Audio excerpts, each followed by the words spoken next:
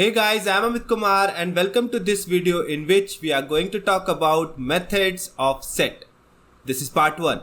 A set represents a collection of unique elements with no duplicate values. Set class provides us with 3 versions of constructors to instantiate a set object. So these 3 versions are where we don't specify any parameters, where we specify a set to copy, and where we specify a list to copy. Set class provides us with different methods to access and manipulate sets. These are some of the methods that we are going to discuss, and we are going to discuss them one by one. The first method is add method, which accepts an element as parameter and it adds an element to the set if not present.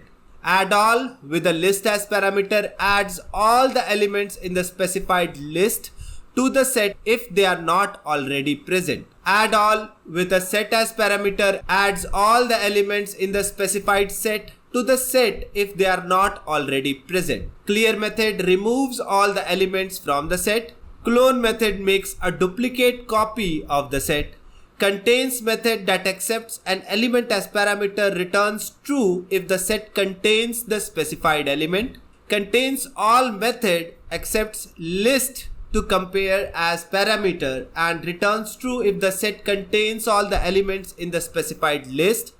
The list must be of the same type as the set that calls the method.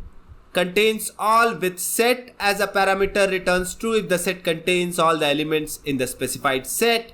The specified set must be of the same type as the original set that calls the method. So it's pretty much of talk, and now it's time to see the things practically. So guys, here we are on our developer console and let's create a program for methods of set. So guys, here's our program where I have created a set of string named as colors1, and I have added these colors cyan, magenta, yellow and black, and then I printed the set of colors over here.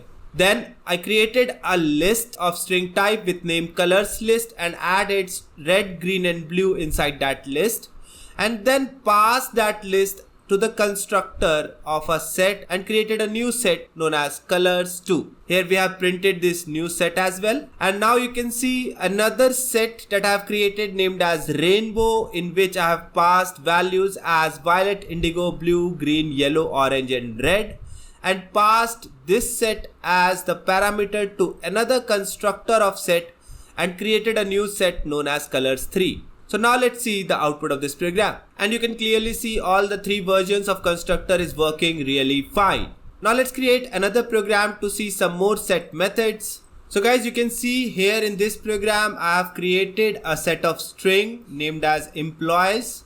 I have created a list of string named as sales department, and here in the list I have added 3 names: Steve, James and Rahul. Here I have created another list of string known as IT department, and here I have added Brian, Mayank, Amit and Mitasha. Here I created another set of string known as managers, and here in this set I have added Brian, Steve and Ryan. So now I'm going to add these lists and this set in the employees set, and for that I'm calling the add all method. So in this first add all method I am passing the list of string.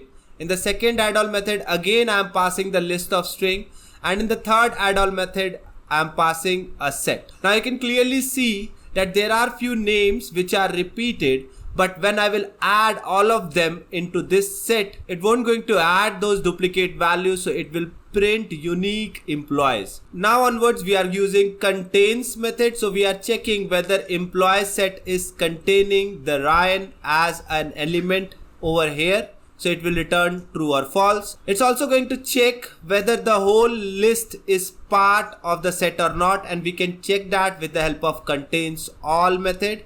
So these 2 methods are checking that these 2 lists are part of this set or not. Then onwards we are cloning the set with the help of clone method, so it will create an old employees set with the same content of the employees itself, and after that I'm clearing the employees set, so it's going to remove all the elements from the employees set, and then after I'm printing new employees and old employees, so old employees will print whatsoever was there in the employees set and new employees is going to print a blank set. So let's see the output. So you can see when I added all the elements from those lists and sets, so it has been added to this employees set, and none of the name is repeated and all the names are added in alphabetical order. It's printing true as Ryan is part of the set. It's printing true as the whole sales department and whole IT department is part of the set.